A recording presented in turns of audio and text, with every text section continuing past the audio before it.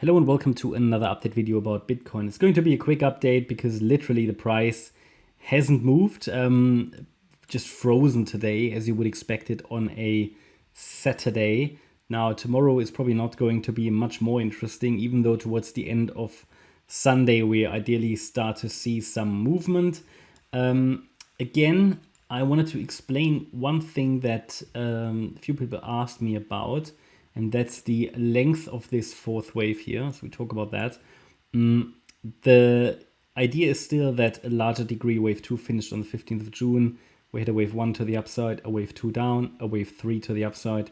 Now in this fourth wave, most likely with the fifth wave to come.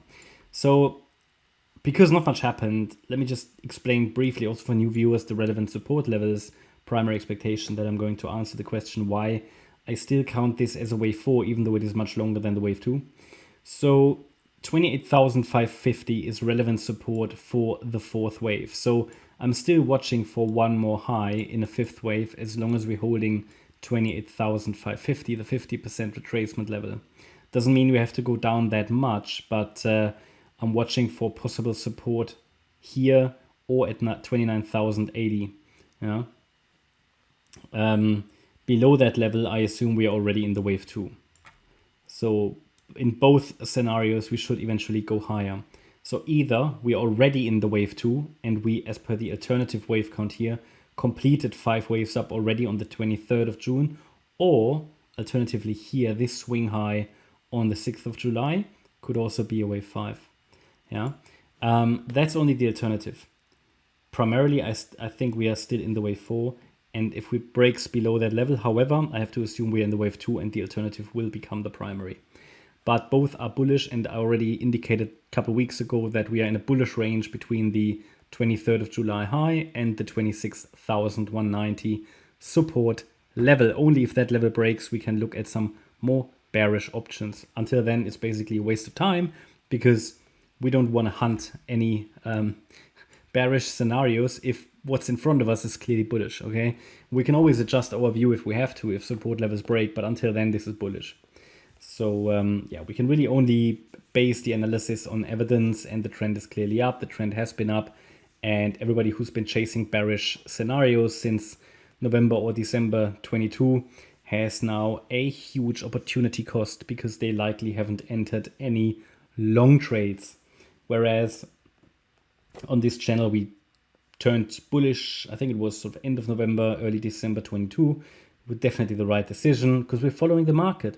We're following the trend. We're following the chart.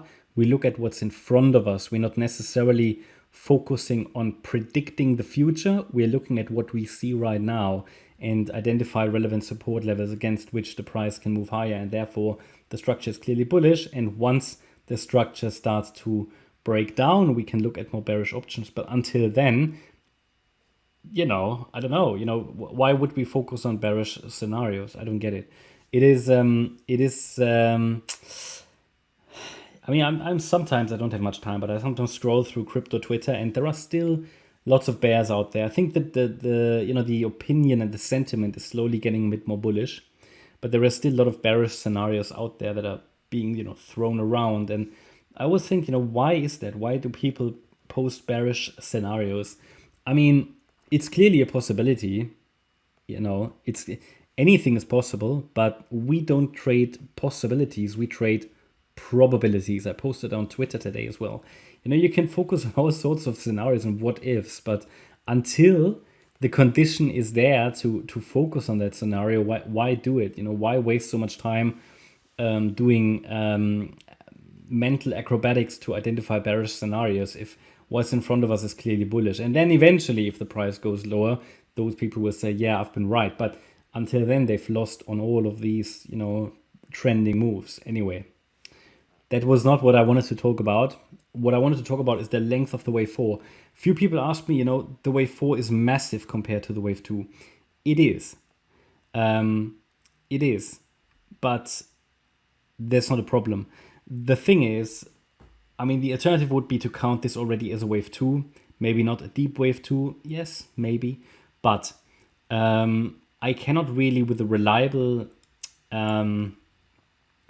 I don't have a reliable wave 5. The wave 5 never really reached the minimum expectations.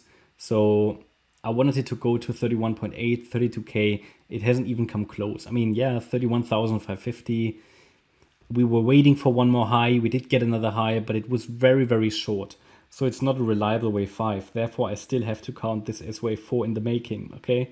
Only the alternative has to be that the wave 5 is already in. But it's not an ideal structure because the wave 5 was too short. Therefore, I'm still counting this as a wave 4. For trading, it also doesn't make a difference because, you know, we have support, okay? And we have obviously resistance breakout point here. We are in a range, and you can do some range trading if you like to, like gridding, right? Manually or with the bot if you like to. But at some point, this range will obviously break.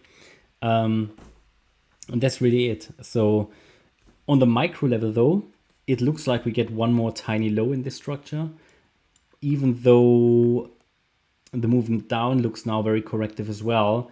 So we had a bit of a resistance here. Price reacted to it. It's coming down, but it doesn't really make any strong, it doesn't really give us a strong indication that it's going to break below that low. Yeah, because yes, we rallied in 3 waves, but the move down looks corrective as well. So that makes sort of this structure likely. Just saying, okay? And be aware of the 30,630 level. Maybe we react to it. But I think this could lead to one more push to the upside here. But it's just a range, okay? So anything, you know, this is just unpredictable up and down movement all the time. Just be aware where support sits, where the resistance area is, and until we really get a breakout, we continue to be in this sort of range. Yeah, but that's my update about Bitcoin. Hope you liked the update. If you did, please hit the like button, leave a comment and subscribe. And if you really like the content, then please check out the channel membership. Thanks a lot for watching. Bye-bye.